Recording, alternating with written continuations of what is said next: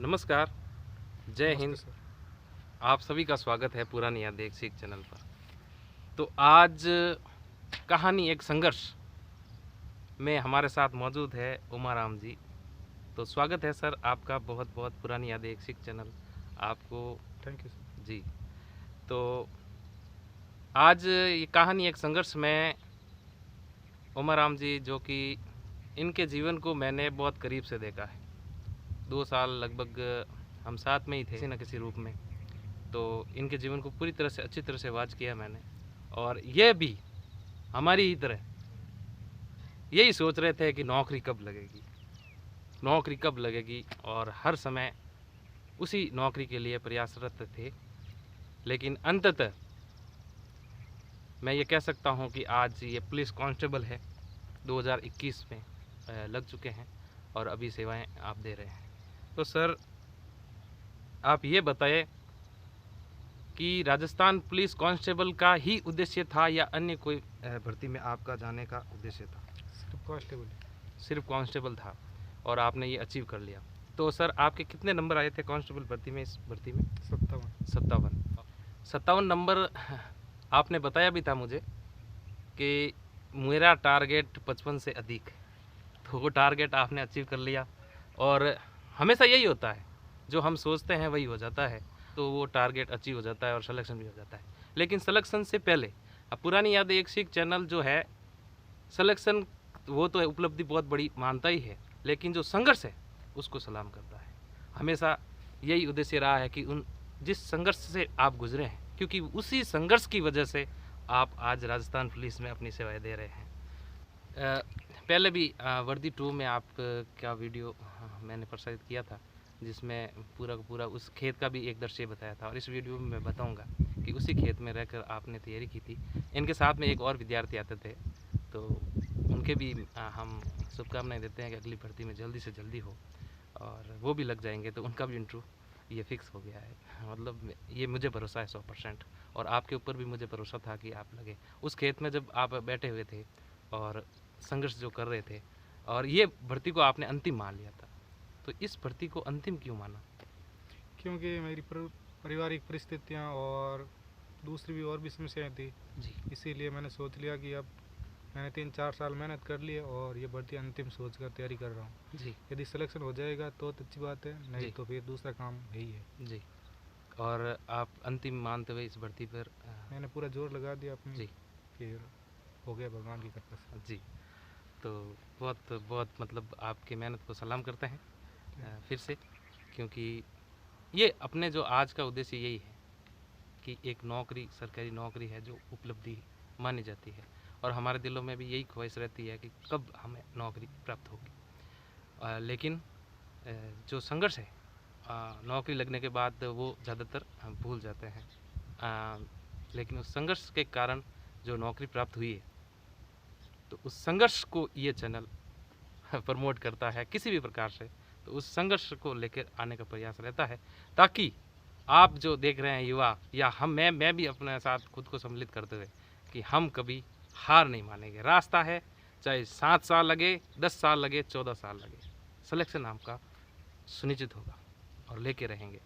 और ये हमारा जन्मसिद्ध अधिकार है, अगर हम मेहनत करते हैं तो सिलेक्शन आपका सुनिश्चित हो जाता है। जी, तो सर ये बताइए कि आपकी अब नौकरी लग चुकी है, तो आगे भी कोई किसी प्रकार के उद्देश्य आपके हैं? हाँ, आगे तैयारी करने का है, पुलिस विभाग में। पुलिस विभाग में आप जैसे कि एसआई वगैरह का है, बीए आपकी हो चुकी होगी? बीए चल रही है। जी। तो जब 4-5 साल में आपने भर्तियाँ देखी, 6-7 भर्तियाँ भी देखी, उसमें सिलेक्शन हुआ नहीं। और इनकी एक स्टोरी मैं बता देता हूँ कि ये जब, जैसा कि मैं झोंपड़ी का चित्र भी बता रहा हूँ, उसी झोंपड़ी में इनके साथ एक और विद्यार्थी थे जो हमारे पास आए थे, और बातचीत, काफ़ी लंबी बातचीत चली थी, 2 घंटे करीब। उस समय मतलब जैसे आप पूरे निराशा से गिर चुके थे कि अब सिलेक्शन नहीं होगा, अब मुझे जाना होगा कहीं दूसरी काम करने के लिए। तब मुझे पूर्ण विश्वास था इनके ऊपर कि 100% जो है इनका सिलेक्शन होगा। तो सर वो आपने कर दिखाया, और ये जो उद्देश्य है, इस झोपड़ी को बार बार मैं लेके आ रहा हूँ, खेतों को बार बार लेके आ रहा हूँ, इसी कारण से लेके आ रहा हूँ कि कुछ न कुछ रहस्य छिपा है, राज छिपा है। वही हमें ढूंढना है। और धीरे धीरे जैसे आप देखेंगे कि उस रहस्य राज को पढ़ते पन्ने उल्टेंगे और जल्दी आपके समक्ष होंगे। तो सर, और आप किस तरह से अपने जो युवा देख रहे हैं उनको अभिप्रेरणा के रूप में 4-5 पंक्तियाँ जो आपको अच्छी लगती है, और किस प्रकार से आप मोटिवेट करना चाहेंगे जो मतलब आप ही की तरह अब नौकरी को लेने का प्रयास कर रहे हैं? मैं तो यही कहूँगा कि आप निरंतर प्रयास करें। 1-2 एग्ज़ाम 3 एग्ज़ाम से कोई फ़र्क नहीं पड़ता, आपका सिलेक्शन हो या ना हो इससे कोई फ़र्क नहीं पड़ता। जी ज्यों ही जितना ही प्रयास करेंगे उसने अच्छे तैयारी होगी आपकी और उतने ही ज़्यादा निखरेंगे। जी और तैयारी करिए, जी आपका लक्ष्य अवश्य मिलेगा। जी। अपना पूरी ताकत 100% जो ताकत। है अपनी पूरी ताकत लगा देनी चाहिए। और हमारा गांव जो है बिनावास है, हम पहली बार बता रहे हैं, जैसे नाम आ चुका है पहले भी, लेकिन काफ़ी श्रोताओं, लेकिन कहानी एक संघर्ष है ये, और कोई भी निकल सकता है, आगे भी बहुत सारे इंटरव्यू होंगे और आप में से ही कोई भी हो सकता है। ये चैनल जो है सबका है। तो सर, अब आप ये बताइए, कुछ बचपन की तरफ हम आपको लिए चलते हैं कि बचपन में आपकी शिक्षा दीक्षा जो हुई थी वो सरकारी स्कूल में हुई थी? प्राइवेट और सरकार दोनों में हुई थी। अच्छा, गांव ग्रामीण स्कूल में ही हुई थी? हाँ, आपके ग्रामीण। ग्रामीण स्कूल में ही हुई थी। और औसतन दर्जे के थे जहाँ तक मुझे पता है? औसतन से नीचे ही थे, ऊपर नहीं। अच्छा जी। मतलब परसेंटेज के मामलों में 10वीं 8वीं में आपका इतना मार्क्स नहीं कुछ थे? नहीं था। जी। और कोई उपलब्धि जो बचपन में प्राप्त की हो आपने? कुछ उपलब्धि जो है वो, वैसे जैसे उपलब्धि जो होती है साधारण ही है। बचपन एक उपलब्धि होता है, ये बहुत बड़ी उपलब्धि होती है। बचपन को अब वापस जी नहीं सकते। वो कोई नूर होता है, वो कोई नूर सा जीवन होता है, वो अनमोल है, वो अब वापस नहीं आ सकता। लेकिन कुछ यादें होती है बचपन में जो हमें हमेशा याद रहती है। पुलिस के एसआई, एडिशनल एसपी, इनको देखकर जी सोचा था कि कांस्टेबल, हमारे इसमें भी हमें पता तो नहीं था इतनी रैंक होती है पुलिस में, और ये जी इतने अधिकारी होते हैं। कांस्टेबल सबसे छोटी रैंक होती है, जी वो बड़े अधिकारी हैं। जी परंतु बड़े अधिकारियों को देख के भी हमने सोचा था कि इस, इस विभाग में हम भी जाएं। जी और जी। और उस विभाग में आज आप कार्यरत हैं। हाँ हाँ। कैसा लग रहा है सर, आप नौकरी में हैं?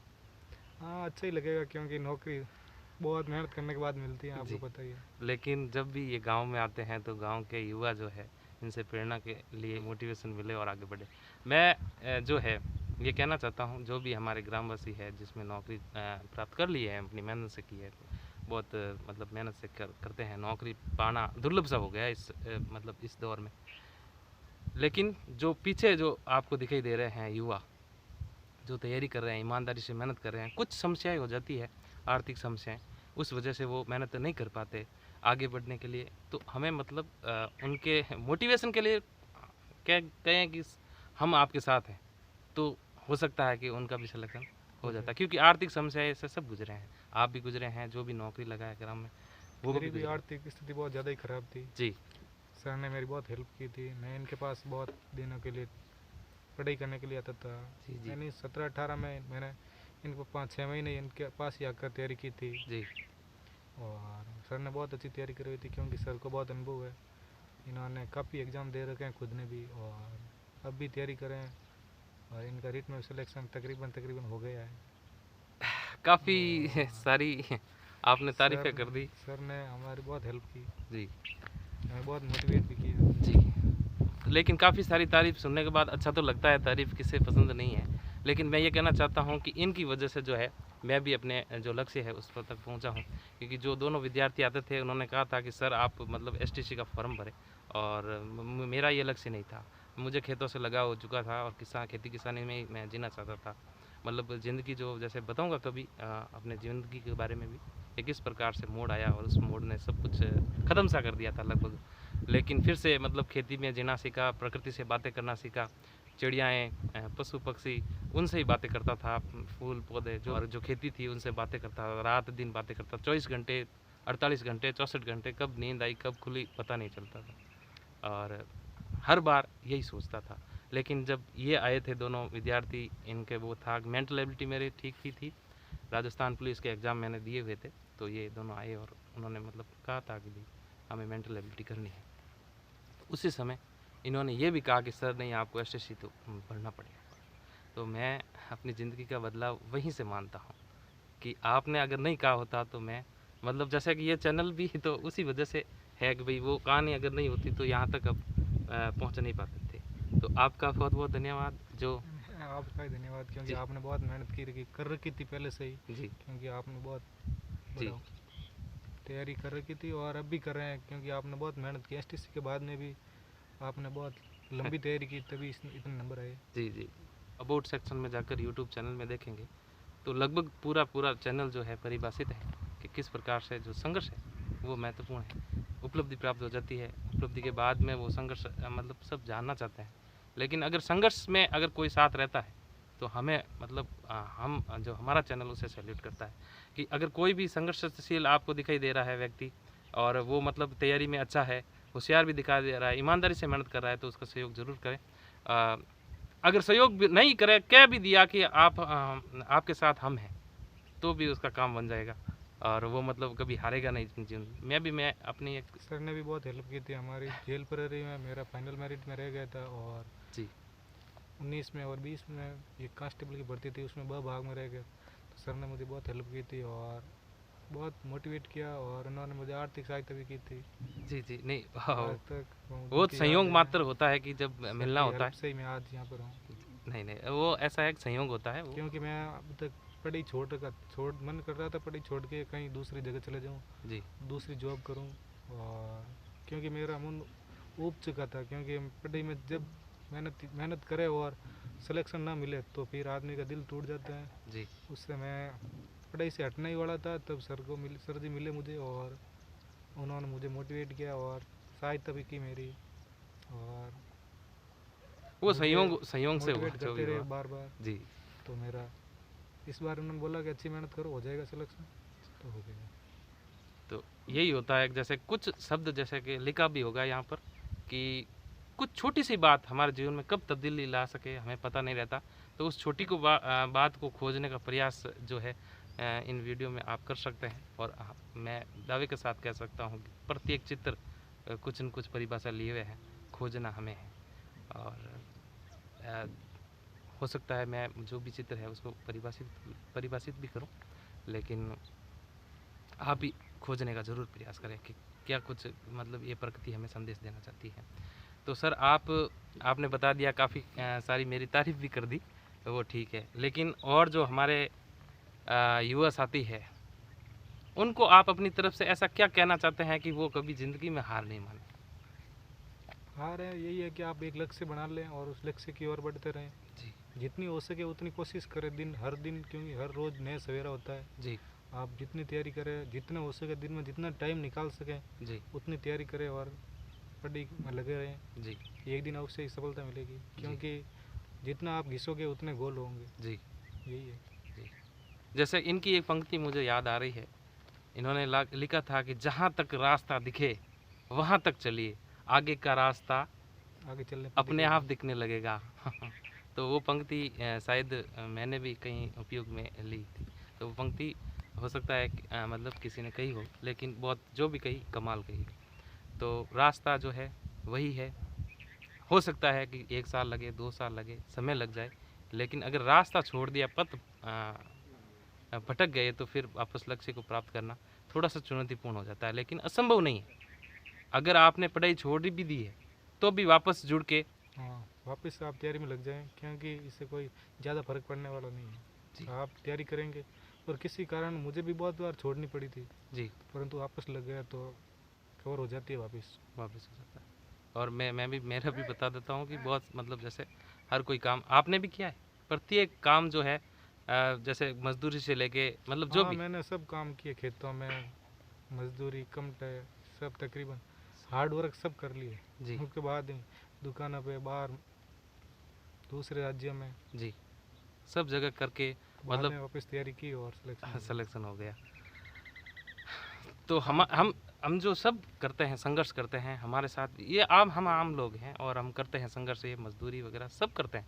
लेकिन ये होता है कि भाई हम जैसे कि जैसे आर्थिक समस्या में हटाने के लिए कोई भी काम शुरू कर लेते हैं तो उसमें ही चले जाते हैं। लेकिन हमें ये सोचना होगा, विचारना होगा कि हम जब भी आर्थिक समस्या से सुदृढ़ होना चाहते हैं तो हमेशा यही सोचा कि पढ़ाई पर वो आर्थिक जो हम कमा रहे हैं वो यहाँ पढ़ाई पर हम उपयोग करें। तो शायद लक्ष्य प्राप्त करना आसान रहेगा। हाँ, जी क्योंकि मैंने भी जितना बहुत काम पर बहुत कम ही जाता था, परंतु उन पैसों का बहुत सदुपयोग करता था। जी मैंने आज तक कोई नशा नहीं किया, जी न ही मैं सिर्फ खाने पर ही डिपेंड करता था जी। कि खाने पर जो खर्च हो, इसके अलावा मैंने आज तक कोई नशा किया ही नहीं। जी न ही मेरे कोई फालतू खर्चे थे जी जिससे मुझे ज़्यादा ही परेशानी हो। जी क्योंकि मेरे पास थोड़े बहुत ही पैसे इकट्ठे होते थे, मैं उससे अच्छी तरह से यूज़ लेके उनका उपयोग करके और पढ़ाई पर लगाता था। जी।